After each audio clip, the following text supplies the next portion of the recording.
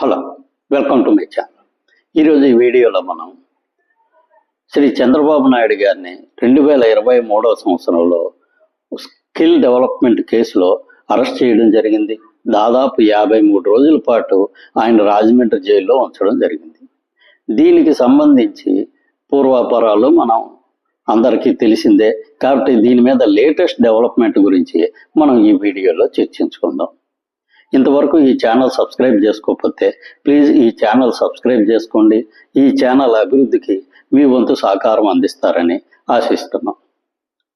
ఒక నెల రోజుల క్రితం ఈ స్కిల్ డెవలప్మెంట్ కేసుకు సంబంధించి సిఐడి వారు చంద్రబాబు నాయుడు గారికి వ్యతిరేకంగా ఎక్కడా ఆధారాలు దొరకలేదు కాబట్టి ఈ కేసును కొట్టివేయాలని చెప్పి ఏసీబీ గారి కోర్టుకి విన్నవించడం జరిగింది.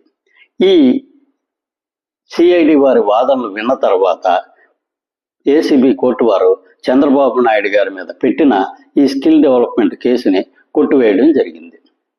ఆ సమయంలోనే వైసీపీ సంబంధించిన నాయకులు చాలా భారీ ఎత్తున విమర్శలు చేయడం జరిగింది. శ్రీ చంద్రబాబు నాయుడు గారు ఆయన అధికారాన్ని ఉపయోగించుకొని ఈ కేసును కొట్టివేయించుకున్నారు.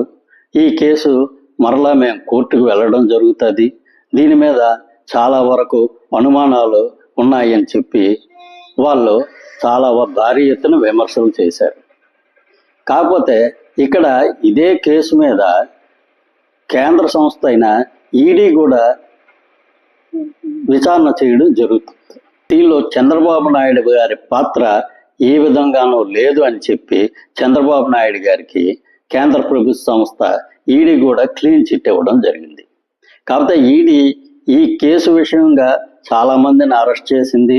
దాదాపు 50 కోట్ల రూపాయల పైగా డబ్బును కూడా వాళ్ళ స్వాధీనం చేసుకోవడం జరిగింది. ఇన్ని జరిగిన తర్వాత కూడా చంద్రబాబు నాయుడు గారి పాత్ర మీద వాళ్ళు ఎక్కడా అనుమానాలు వ్యక్తం చేయలేదు. చంద్రబాబు నాయుడు గారికి వ్యతిరేకంగా ఎక్కడా సాక్ష్యాలు దొరకలేదని చెప్పి ఈడీ చంద్రబాబు నాయుడు గారికి క్లీన్ చిట్ ఇవ్వడం జరిగింది. ఇక్కడ మనం గమనించాల్సిన విషయం ఏంటంటే ఈరోజు వైఎస్ఆర్సీపీ నాయకులు, వైఎస్ఆర్సీపీ పార్టీ చంద్రబాబు నాయుడు గారు అధికార దుర్వినియోగానికి పాల్పడి ఆయన మీద ఉన్న కేసులు కొట్టివేయించుకున్నారని చెప్పి ఆ రోజు చెప్పింది ఈరోజు కేంద్ర ప్రభుత్వ సంస్థ కూడా వాళ్ళ విమర్శల్ని తిప్పికొట్టినట్టు అయిందనమాట. అంటే ఈరోజు మనకు అర్థమవుతుంది ఏంటంటే ఆ రోజు చంద్రబాబు నాయుడు గారిని కేవలం కక్షతోనే జైల్లో పెట్టడానికి ఏ విధమైన ఆధారాలు లేని ఒక కేసుని తీసుకొచ్చి ఆయన అరెస్ట్ చేసి జైల్లో పెట్టారనే విషయం మనకి దీనివల్ల క్లియర్గా అర్థమవుతుంది. Thank you. ఈ వీడియో నచ్చినట్లయితే ఈ ఛానల్ సబ్స్క్రైబ్ చేసుకోండి. Thank you very much.